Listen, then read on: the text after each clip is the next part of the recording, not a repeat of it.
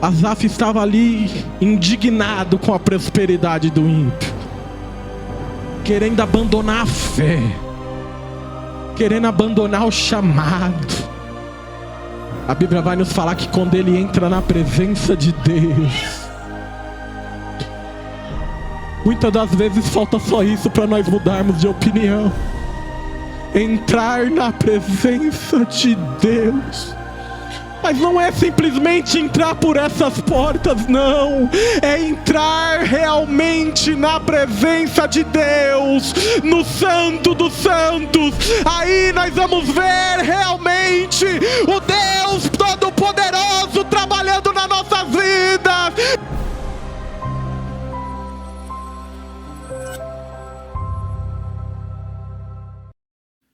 Lendo aqui este versículo, muitas das vezes eu e você lemos algum versículo na palavra de Deus, pelo menos eu sou assim, que às vezes nos incomoda. Mas como, né? Isso é verdade. Como pode? Aí pedimos muitas das vezes para Deus nos explicar aquilo através do Espírito Santo. Porque sabemos que Deus é bom o tempo todo. E o tempo todo, Deus é bom.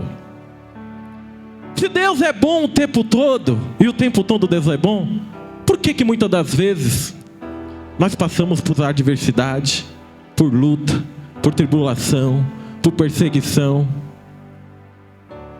Porque nós acabamos de ler aqui que todas as coisas contribuem para o bem daqueles que amam a Deus. Acabamos de ler aqui dentro da palavra do Senhor que todas as coisas contribuem para o bem. E muitas das vezes passamos por coisas como foi falado na quinta-feira. Como explicar este versículo para Jó? O irmão presbítero Ventura pregou aqui na quinta. Como explicar para Jó que todas as coisas contribuem para o bem daqueles que amam a Deus? Como isso? Como explicar para o irmão que enterrou a sua mãe, ou para a irmã que enterrou o seu filho, ou para quem enterrou o seu ente querido, falar para ela: olha, todas as coisas contribuem para o bem daqueles que amam a Deus? Não é difícil de entender? Vamos falar a verdade. Não é difícil de entender? E Jesus colocou um tema no meu coração. Esse tema também é bíblico. Muitas são as aflições dos justos. É o tema dessa mensagem. Muitas são as aflições dos justos. Amém? Então vamos lá, para nós entendermos essa palavra, naquilo que Deus colocou no meu coração. Primeiro nós vamos lá, voltar em Gênesis capítulo 37, versículo 3, 4 e 5. Agora vai falar a respeito de Israel, ou Jacó. A Bíblia vai nos falar que Jacó, ele amava mais José do que os seus outros filhos. E por esse motivo, os seus irmãos odiavam e aborreciam José. De maneira tal que ali eles não conseguiam falar de maneira, aleluia, gentil com José. E mesmo assim, José era um menino direito. A Bíblia vai nos falar que ele era um menino que gostava das coisas corretas. E esse menino, certa feita, tem um sonho, e depois tem outro sonho. E ele ali conta para os seus irmãos. E no versículo de número 11 do 37, a Bíblia vai nos falar que os irmãos de José o invejavam ainda mais. Olha o contexto que esse jovem vivia dentro da tua casa. Ele tinha o amor do pai dele, mas ele não tinha o amor dos seus irmãos. Ele tinha o carinho do pai dele, mas ele não tinha comunhão com os seus irmãos. Tudo que os irmãos faziam, José não estava no meio. Tudo que os irmãos participavam, José não estava inserido. Por quê? Porque eles odiavam José e invejavam José. Em certa ocasião, Jacó manda José ir atrás dos seus irmãos para verificar o que eles estavam fazendo ali com o rebanho do seu pai. E José vai até eles. E no capítulo 23, 24 de Gênesis 37, a Bíblia vai nos falar que José, quando os irmãos de José avistam José ali, eles tramam matar José. Eles falam: vamos matar o menino, vamos matar ele e vamos ver o que vai ser dos sonhos dele. Quantas das vezes se levantam contra as nossas vidas para matar os projetos de Deus na minha vida e na tua vida? Quantas das vezes o inimigo tem se levantado para entrar na minha mente e na tua mente e falar: desista, pare, para você não tem mais jeito, para você acabou, o teu chamado já era, a tua família não vai ser salva. Quantas das vezes o inimigo tem apontado o dedo na tua cara e falado: agora acabou para você, vamos ver o que vai ser dos seus sonhos.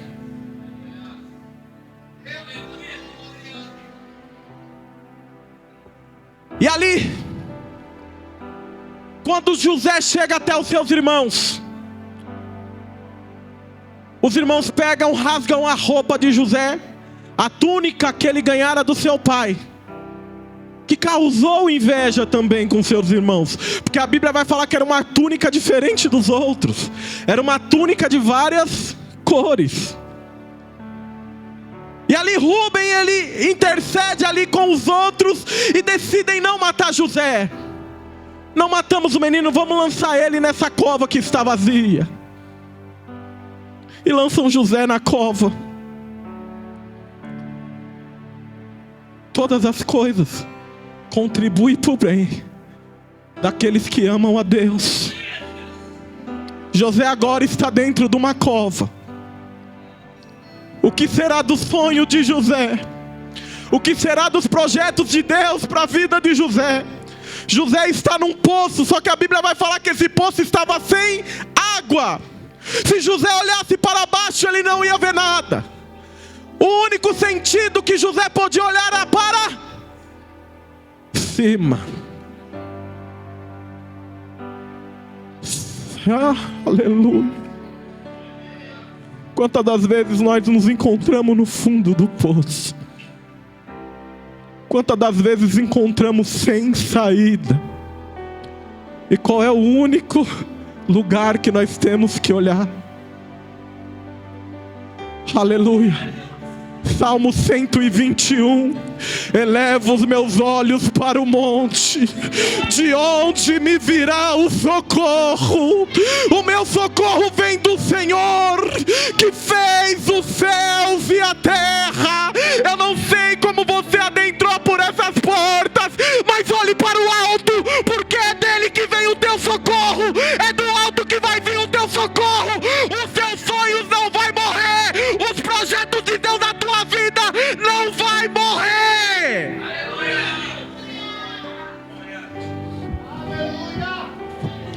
Oh glória. E a Bíblia vai nos falar que eles decidem tirar José do poço. Imagine José olhando para o alto e falando com Deus. Quando José viu a corda, falou: meus irmãos, quem sabe ele pensou: meus irmãos mudaram de ideia, agora eu vou sair daqui e voltar para a minha casa. E ali a corda chegou até José. Quando ele estava subindo, ele pensou: agora acabou a minha prova, os sonhos de Deus vai se realizar na minha vida. Mas quando eles tiram José ali do poço, aleluia, a Bíblia vai nos falar que eles vêm de José, aleluias, ali para aquele povo que estava passando. Louvado, engrandecido e exaltado é o nome do Senhor. Aleluia. Quem sabe muitas das vezes é assim na minha vida e na tua vida. Quando nós pensamos que a prova acabou, não, agora é tempo de cantar, mas parece que vem outra para nos desanimar, para nos parar, para falar: não, agora eu quero ver se ela vai continuar continuar adorando. Agora eu quero ver se ele vai continuar pregando.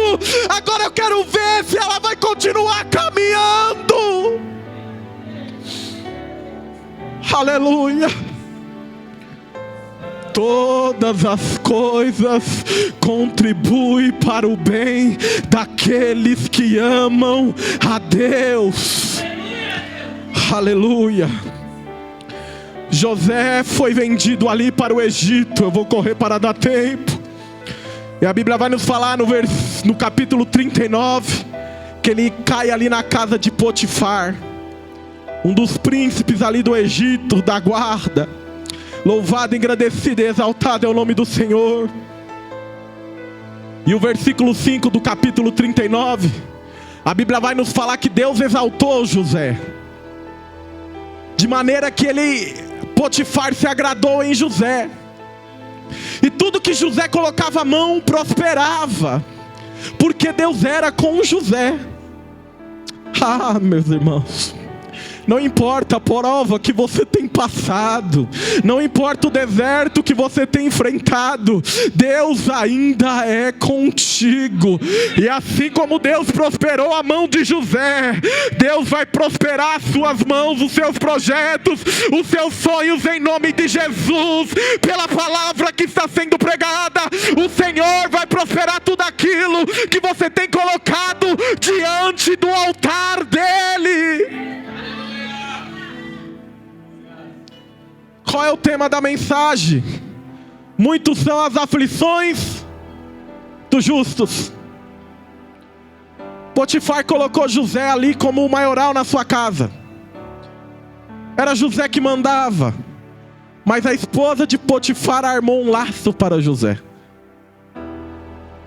E ali ela pega, quando ela está sozinho com aquele jovem, ela parte para cima, agarra suas vestes e José corre.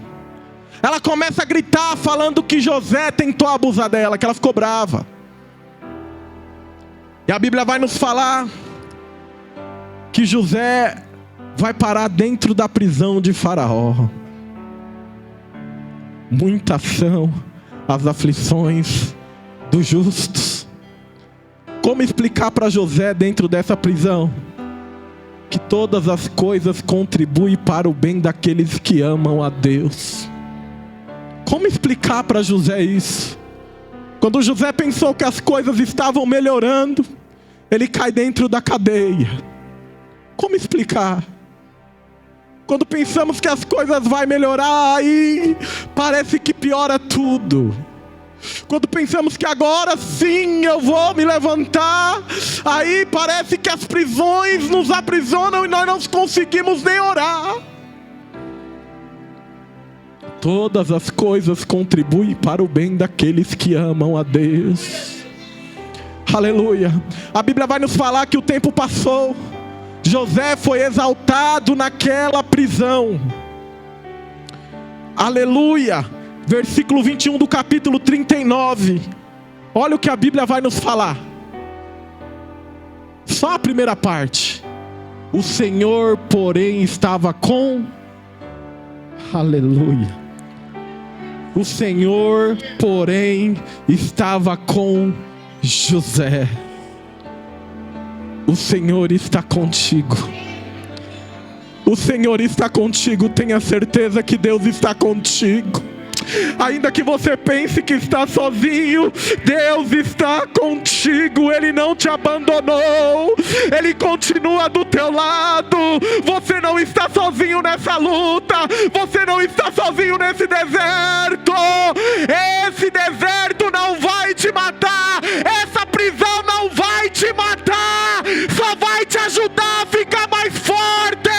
Deus está te fortalecendo. Deus está te preparando para coisas maiores e melhores que Ele tem para a tua vida.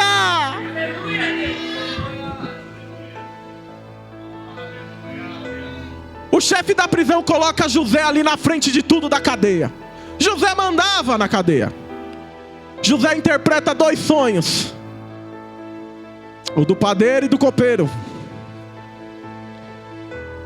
E quando ele fala ali para o copeiro: olha, Quando você estiver lá com o rei, lembra de mim. Tá bom? Lembra de mim quando você estiver com o rei. O sonho se realiza como José interpreta. O copeiro lembrou de José?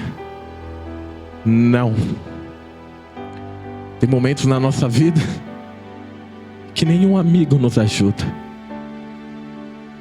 Nenhum amigo estende a mão. Não temos ninguém nem para desabafar. Mas porque as pessoas são ruins? Não. Porque esse processo nós temos que passar sozinhos.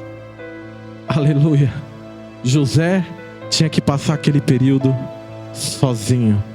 Deus estava preparando José para algo maior. Ninguém chega a lugar alto sem antes passar pelo processo. Se você está passando pelo processo, tenha certeza que vai contribuir para o bem, porque Deus, Ele te ama. Aleluia. Mas chegou o tempo de Deus se lembrar de José. Todos sabem da história. O copeiro se lembra, porque Faraó teve um sonho e ninguém conseguiu interpretar. E o copeiro se lembra de José. José vai, interpreta o sonho. Faraó coloca ele cabeça sobre todo mundo do Egito. Não existia ninguém maior do que ele, só Faraó. Mas José mandava no Egito. Literalmente ele mandava. E no versículo 42, para nós mudarmos já de história, capítulos 42, versículo 6, se cumpre o sonho de José. A fome era tomada sobre aquela terra. Os irmãos de José vão até o Egito procurar alimento. E ali todos eles se prostram perante José. Se fosse nós no lugar de José, aquele mesmo que nos humilhou, tentou nos matar, acabar com o projeto de Deus nas nossas vidas, o que nós faríamos? Hein? Como nós agiríamos? Evangelho de Mateus, capítulo 5, versículo 44. Olha o que Jesus nos ensina.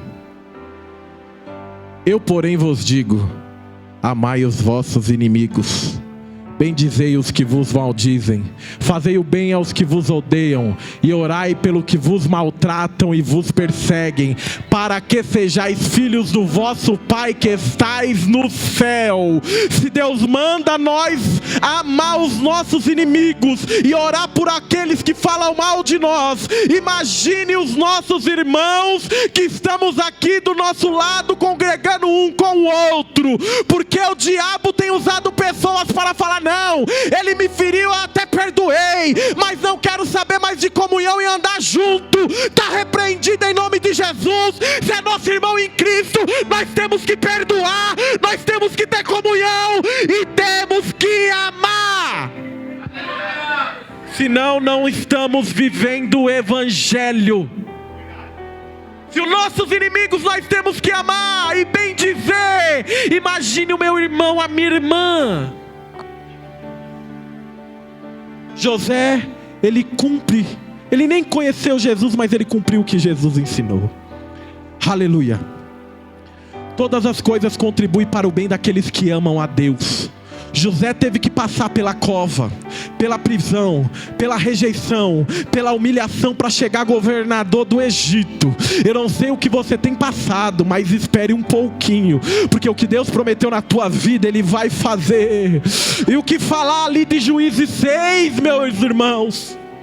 O povo escolhido de Deus, a propriedade peculiar, estava sendo escravo dos midianitas e amalequitas e os povos ali do Oriente. O povo plantava, o inimigo roubava. O povo tentava prosperar, o inimigo vinha e destruía tudo.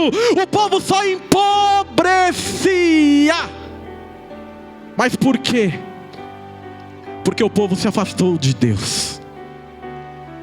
Todas as coisas contribuem para o bem daqueles que amam a Deus amava aquele povo, sim ou não? Deus amava aquele povo, por isso que Deus permitiu aquele povo empobrecer. Muitas das vezes passamos por processos que Deus está permitindo para nós despertarmos, para nós voltarmos ao caminho que Deus quer, porque muitas das vezes somos como aquele povo, servindo a Deus do jeito que nós queremos, fazendo para Deus aquilo que nós queremos só. Se der eu faço, se tiver do meu alcance eu faço. Não é desse jeito que Deus quer a minha vida e a tua vida. Deus quer eu e você ativo, louvando e engrandecendo o nome dEle. Deus quer eu e você buscando incessantemente, porque os dias são maus. E a Bíblia vai falar que aquele povo clama a Deus e Deus ouve. E Deus vai levantar um libertador. Aleluia! Juízes 6, versículo 12 e 13. O anjo vai até Gideão e fala: o Senhor é contigo, varão valoroso. Todas as coisas contribuem para o bem daqueles que amam a... Gideão olha para o anjo e fala: o Senhor é comigo? Como assim? Olha o que nós estamos passando. Cadê o Deus que tirou nós do Egito, que fez as maravilhas no deserto? Ele nos abandonou. Versículo 14. O anjo olha para ele: vai nessa tua força e tu livrarás Israel. Mas que força Gideão demonstrou aqui, irmãos? Ele só reclamou para o anjo. O que Deus estava querendo dizer para Gideão? Olha, Gideão, pode ir nessa tua força, porque ainda que você não tenha força, é a minha força que vai libertar Israel, não é a tua. Deus está mandando te dizer assim: olha, continua caminhando, porque não é na força do teu braço que eu vou livrar, não é na força do teu braço que eu vou fazer o milagre, porque quem faz é Deus, quem opera é Deus, quem usa é Deus. Olha, Gideão, não se preocupe. E Gideão começa: mas Senhor, eu sou o menor da minha casa, a minha família é a menor de Manassés, como isso vai acontecer? E Deus continua falando com ele: vai nessa tua força, porque eu sou contigo. Aleluia. Isaías 43, 13. Ainda antes que houvesse dia, eu sou, e ninguém pode escapar das minhas mãos. Operando eu, quem impedirá? Quando Deus opera nas nossas vidas, ninguém pode impedir. Deus está operando na minha vida e na tua vida nessa noite. Deus está operando na minha família, na tua família nessa noite. Tem salvação para os meus, tem salvação para os seus. O Senhor está tocando.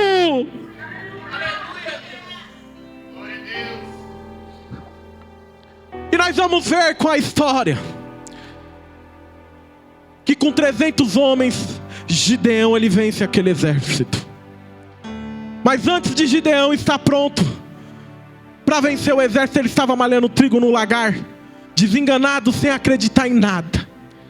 Todas as coisas contribuem para o bem daqueles que amam a Deus. Gideão teve que passar por aquilo para liderar o povo. Você tem que passar por isso, não tem jeito. Mas lembre-se, o mesmo Deus que estava com Gideão e com José está comigo e contigo. Lembramos de Asaf no Salmo 73. Asaf estava ali indignado com a prosperidade do ímpio, querendo abandonar a fé, querendo abandonar o chamado. A Bíblia vai nos falar que quando ele entra na presença de Deus, muitas das vezes falta só isso para nós mudarmos de opinião. Entrar na presença de Deus. Mas não é simplesmente entrar por essas portas, não.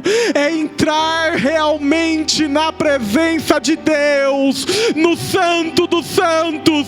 Aí nós vamos ver realmente o Deus Todo-Poderoso trabalhando nas nossas vidas. Nessa noite, Deus convida eu e você para entrar. Entre, porque Ele se faz presente em nosso meio. Ele se faz presente em nosso meio. Entre na presença dEle. Você vai sair daqui renovado. Você vai sair daqui cheio do Espírito Santo. Você vai sair daqui cheio de poder para fazer a obra dEle e caminhar ainda mais. Todas as coisas contribuem para o bem daqueles que amam a Deus e são chamados pelo seu decreto. Muitas são as aflições dos justos. No Evangelho de Mateus, capítulo 26, versículo 36 em diante, para nós encerrarmos a parte final dessa mensagem, vamos falar do nosso Jesus. Jesus sabia que estava próximo dele se entregar. E a Bíblia vai nos falar que o mestre foi tomado de uma agonia muito grande. Ele ficou muito perturbado. E ele falou: eu preciso orar ao Pai. Eu preciso buscar a Deus. E ali ele chama os 3 amigos mais próximos, Pedro, Tiago e João. E ali eles vão até o monte Getsêmani, ou Monte das Oliveiras. E Jesus deixa os 3 ali, e ele anda mais uns 150 metros, e ele começa a orar a Deus. E ele fala: Pai, se possível, passa de mim este cálice, mas todavia seja feita a tua vontade. Lucas ele vai dizer que enquanto Jesus estava orando, a agonia tomou conta de Jesus, de tal maneira que ele começa a suar sangue. E ali ele começa a suar sangue, por quê? Porque ele iria apanhar? Não. Porque ele iria sofrer? Não. Porque ele iria ficar distante do Pai.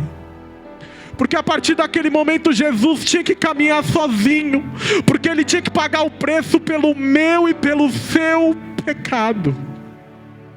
O Filho de Deus, aquele que não conheceu o pecado, ele se fez pecado por mim e por você. E pela segunda vez Jesus ora: Pai, se possível passa de mim este cálice, mas todavia seja feita a tua vontade.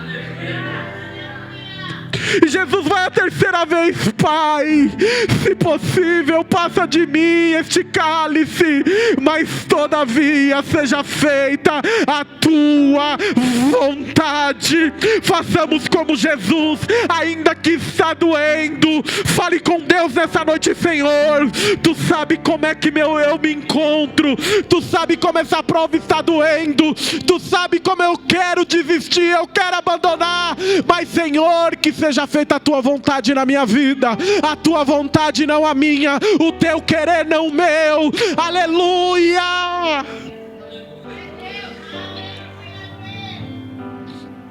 E Jesus vai para aquela cruz. Como explicar, irmão, essas adversidades nas nossas vidas? Como explicar que isso é para o bem? Temos que ter fé que realmente é para o bem. A rejeição, a humilhação, muitas das vezes estamos igual José com os próprios irmãos. Dentro da nossa casa estamos sendo humilhados. Põe aí, meu irmão, Ezequiel 24, capítulo 16. Como nós explicarmos isso, irmão? Presta atenção nesse versículo, porque nós achamos que Deus não faz essas coisas. Olha o que Deus fala para Ezequiel: Filho de homem, Eis que de um golpe tirarei de ti o desejo dos teus olhos, mas não lamentarás nem chorarás, nem te correrão as lágrimas.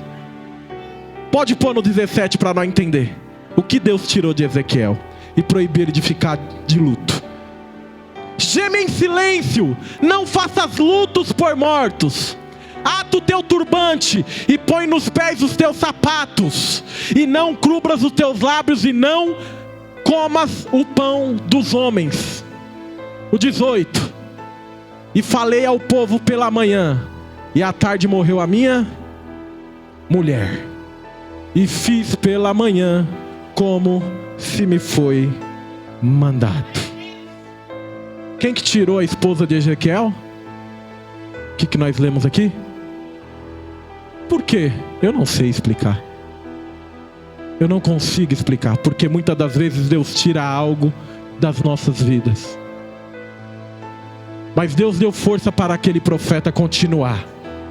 Porque lá na frente existia um vale de ossos, de um exército que já não era mais exército, de um povo que já não era mais povo. E através de Ezequiel Deus fala: profetiza! E um grande exército se levantou. Aleluia. Muitas das vezes nós perdemos para Deus fazer algo grande nas nossas vidas. Não ligue para o que você perdeu, somente fique firme nas promessas que Deus falou que vai fazer na tua vida, porque serão maiores e melhores daquilo que você perdeu. Aleluias. Não deixa o luto te parar, não deixa a vergonha te parar, não deixa nada tirar a alegria de Deus dentro da tua vida. Continue caminhando, continue perseverando, assim como Jesus, ele foi como servo naquela cruz, e ele entrega a Deus o seu Espírito. E a Bíblia vai nos falar em Apocalipse capítulo 5, quando João tem aquela visão, versículo 5. João, ele vê um livro, e ele fala: quem é digno? E o ancião fala: quem é digno de abrir o livro e desatar os 7 selos? João começa a entrar em desespero, porque não havia digno nem embaixo da terra, nem em cima no céu. Aí o ancião fala para João: calma, não chores. Eis aí o Cordeiro de Deus. Ele é digno de abrir o livro e desatar os 7 selos. Imagine Jesus ali, como leão da tribo de Judá, falando: valeu a pena morrer na cruz, valeu a pena me entregar, porque da mesma maneira que eu me humilhei, hoje eu estou em lugares mais altos. Meus irmãos, da mesma maneira que você está sendo humilhado, provado nessa noite, Deus vai te colocar